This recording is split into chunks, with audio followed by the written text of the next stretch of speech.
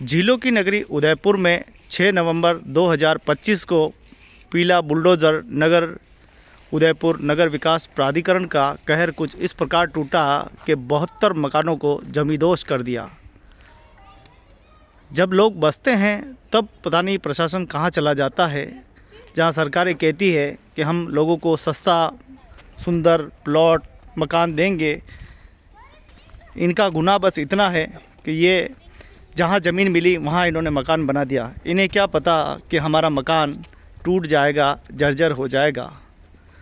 भारत में जिस प्रकार से हमारे इस प्रकार की व्यवस्थाएं हैं, चाहे आप दिल्ली देखो, मुंबई देखो, कलकत्ता देखो, जहाँ पे भी आप देखोगे तो इस प्रकार की व्यवस्थाएं आपको मिलेगी। बुलडोज़र चलता हुआ आपको नज़र आएगा।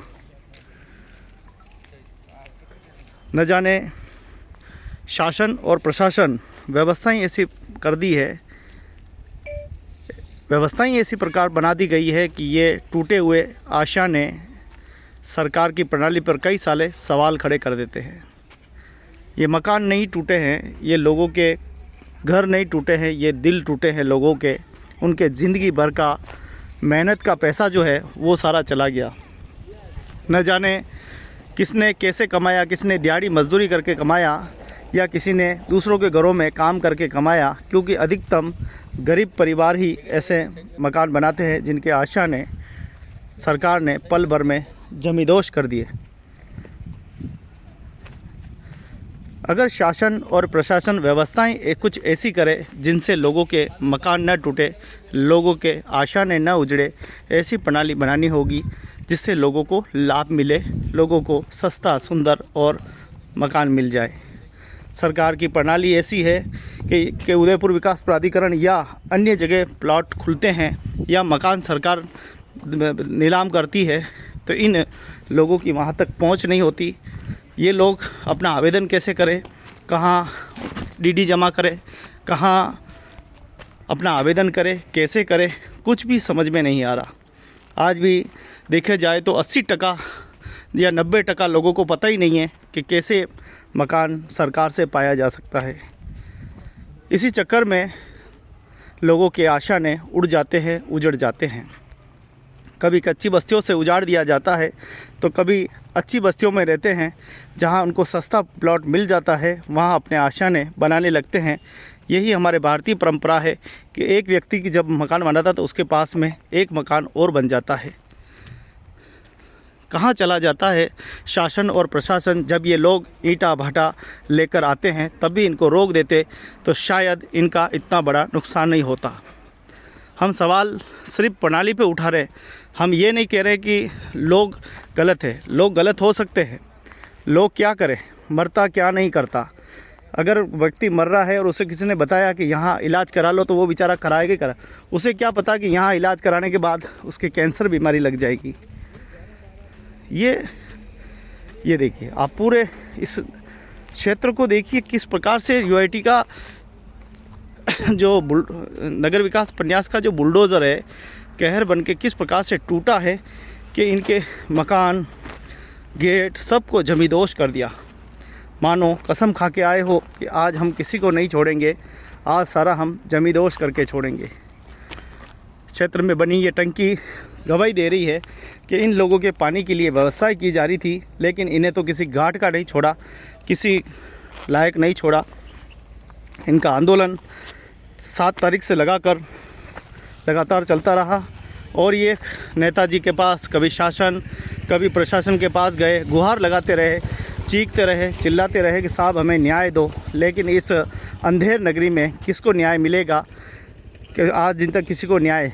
यहाँ तो अर्जी लगाने वाले ही अर्जी को चेक करते हैं। अब ऐसे में अर्जी तो ये दे देते हैं, लेकिन जब अर्जी ही उनके पास चली जाए, डाकुओं के पास, तो ये बेचारे जाए कहाँ। ये हमने आज यहाँ नहीं देखा, हमने हर जगह देखा है।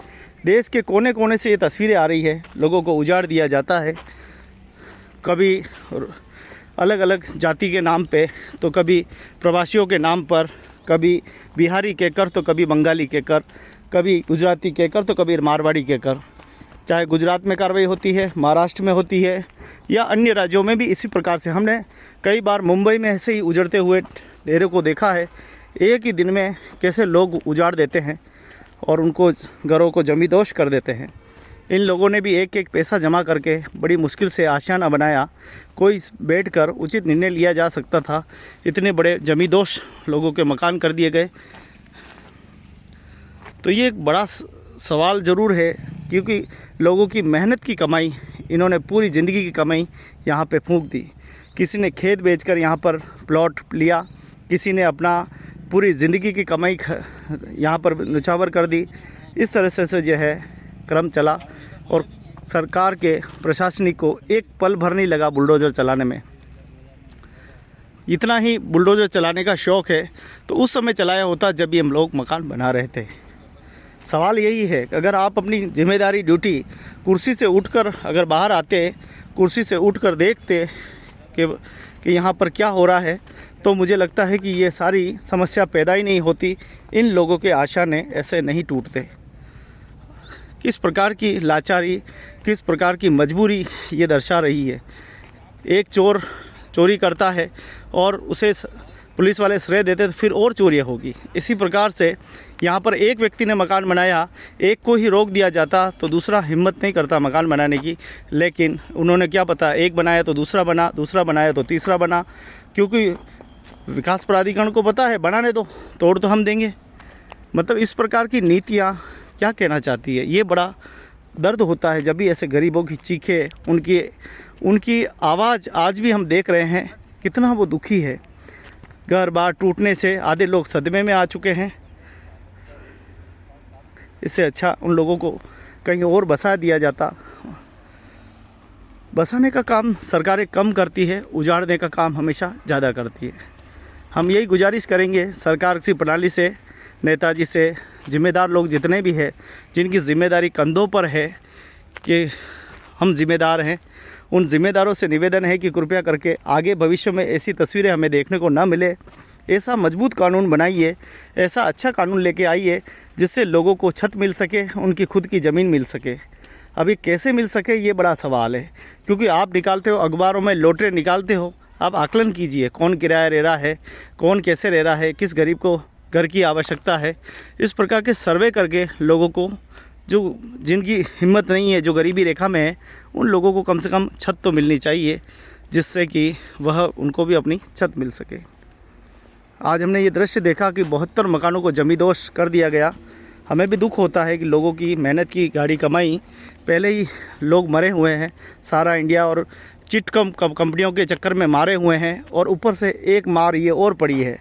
लोगों के लाखों करोड़ों रुपए उसमें जमा है। ज़्यादातर उन मध्यम वर्ग गरीबों के पैसे जमा है जो अभी तक वो पैसा नहीं मिला है।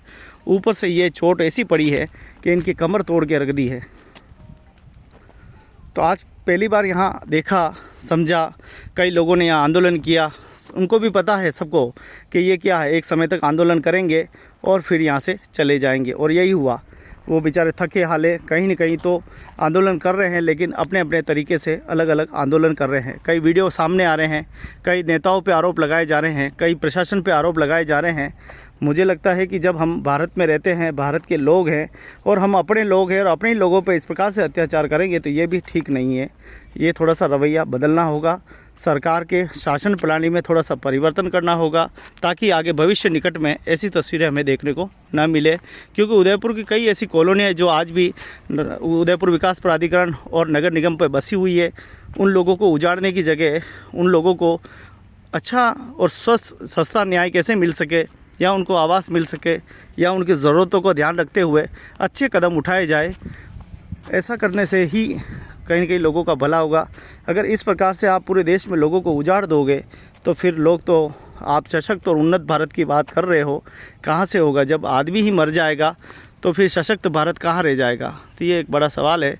गुजारिश करेंगे इस पर चिंता व्यक्त करें, अधिकारी, शासन, प्रशासन इस पर चिंतन करे, मंथन करे, बैठक करे, और ऐसे दृश्य हमें भविष्य में निकट में नहीं देखने को मिले, यही गुजारिश करेंगे। आज यहाँ देखा हमने, वास्तव में बहुत ही दिल दुख रहा है कि इतने बड़े पक्के मकान सारे तोड़ दिए गए।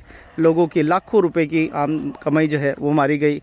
कोई उधार लेके आया, कोई कर्ज लेकर आया, जैसे जैसे अपना आशियाना बनाना चाहता था, लेकिन आशा बनाने की जगह उसे हाथ मिली निराशा, मजबूरी। जीवन भर के लिए वो घर से बेघर हो गया है। पता नहीं कहाँ कहाँ मारा मारा अपने रिश्तेदारों के यहाँ भटक रहा होगा, ये एक बड़ा सवाल है। तो उदयपुर जिलों की नगरी से नैला क्षेत्र में ये बड़ी कार्रवाई की गई और उसके बाद ये तस्वीरें आपके सामने हैं, किस प्रकार से 72 मकानों को उदयपुर विकास प्राधिकरण ने जमींदोज कर दिया गया। मैं गुजारिश करूंगा सब लोगों से, कृपया करके आगे सावधान रहे। ऐसी कोई ज़मीन न खरीदें जिसके पेपर ना हो, जिसके कागज़ ना हो। बिल्कुल कागज़ वाली ज़मीन खरीदे और आगे बसने से पहले भले छोटा टुकड़ा मिले, भले 500 फीट का मिले, 100 फीट का मिले, लेकिन ये ज़रूर देख लें कि वह अपना लीगल मिले और वो वहाँ आप लंबे समय तक रह सको, वो आपके नाम पे हो। ऐसी ज़मीन खरीदें जिससे कि आपका भी थोड़ा सा वजन रहे और आने वाले समय में आप इन मुसीबतों से बच सके। यही गुजारिश करेंगे। जागरूक रहें, सचेत रहें, सावधान रहें और ऐसी खबरें हमें फिर भविष्य में देखने को न मिले। बहुत बहुत धन्यवाद। जय हिंद, जय भारत।